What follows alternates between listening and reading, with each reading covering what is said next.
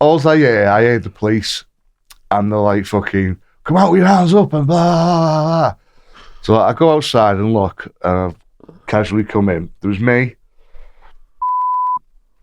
the 3 kids, and there was but fucked off prior to this. So he was there that night, but he'd gone before we all got arrested. So I look and I think, oh, fuck hell, it is the police too. But they're like fucking sort of, I see DEA, I see fucking ATF, I see, they've all got baddies on and shit. So I'm thinking, is it DEA? Are they just trying to fucking jack me? What's going on here? I'm going to open the door to these cunts, you know what I mean? It was a multi-agency investigation. You come at the gate, and I thought, they're not going to get through that gate. The fucking biggest pair of bolt cutters I've ever seen in my fucking life. It just, the gate just fucking went like fucking straw, you know what I mean? Clink, clink, clink, do it in. Get out. Hands on the ground, fucking down on the floor. And one of them come over and said, are you all right, Peter? I went, yeah, why? I said, this is mistaken identity, some shit, this is what's going on. And he's like, you'll find out soon enough. As long as you're all right, though. He didn't take it. There was him and 2 others with masks on. Now, I don't know whether they were being undercover or whether they'd been in our organisation and just like to find out what was going on. But it just felt funny they'd call me by my name, know what I mean? Well, I read all the police reports, and what happened was they had approached people saying that they were from out of town and they wanted to buy our pills.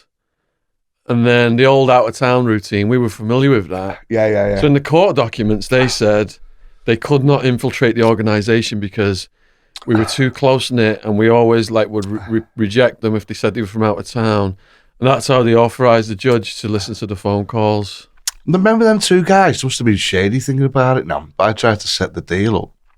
They wanted like thousands and thousands of pills, but we didn't know them from fucking Adam.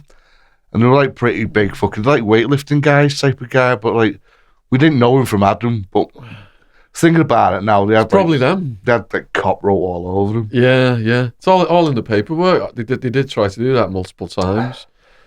So I'm thinking, oh, fucking hell, this has come down. By this time now, fucking me crack eye's gone.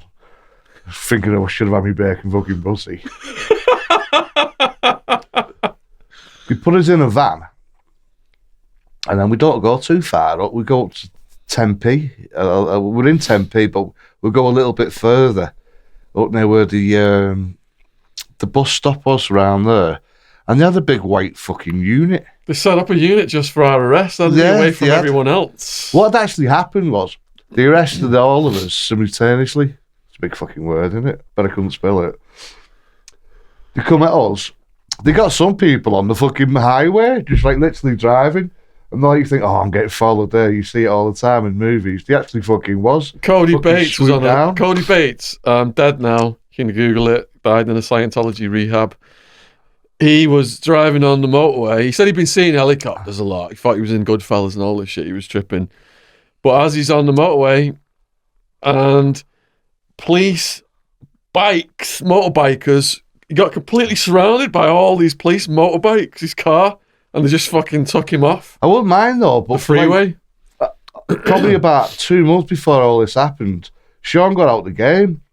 He knew something was happening because he's just like basically, would they come for you? You were fucking on your bird, weren't you? Didn't have any drugs at all. No. My bird had said you got to fucking chill. And it had been almost a year. And before. also they found, I think, because I remember talking to call her. Yeah, Claudia, yeah. James is gonna have to make some adjustments. Talking to Claudia. And she was like white as a ghost outside. And they obviously tried to That was my girlfriend. She's obviously trying to frighten the girls more. So I'm like, oh, you're all right. And like, little scouse mouse like, oh, they've got fuck all on us. Fucking tits Wildman. These are. Fucking, I don't know what the fucking hell they are about. Search my house, they haven't found fuck all. Mind you, they wouldn't with this fucking fat bastard here. He does all the fucking drugs. I'm like, shut up, buddy, you know. Where's fucking Sue, innit? I said, well, good job I did it. Good job I cleaned house, you know what I mean? But I think they found some like sleeping tablets on Claudia. Something pathetic, what they're not going to get you done for. But they were just like really sort of like telling me that this is like serious and all that. I'm like, oh no, that's not serious. Later on, we found out when we go to Madison, and I looked around. I thought, I know him. I thought, fuck, you know, they got every fucking here, haven't they? So we went through the horseshoe.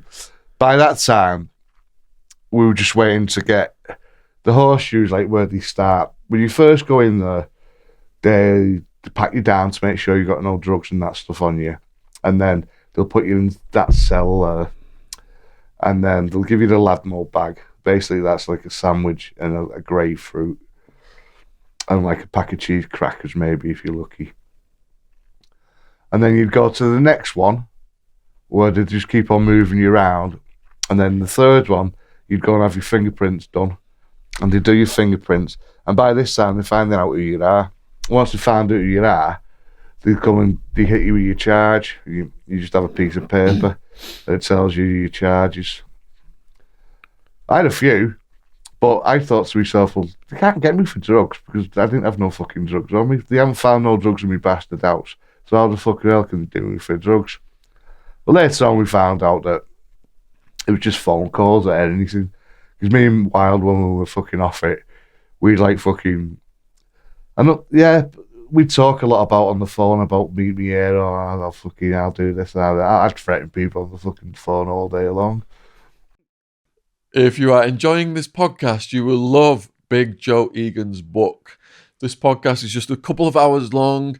The book is hours and hours and hours of mind-blowing stories, way more details, going back to the stuff with Tyson, starting out in boxing, all the way through to the war at the pub, and all the dramatic stuff you've heard today, but in way more detail. I really enjoyed meeting Joe Egan. The book has nearly 5 stars on Amazon, and the link is in the description box below this video. Yeah, it's got 40-something reviews. It is riding high right now. If you want to check it out, it's available as an ebook, paperback, and audio.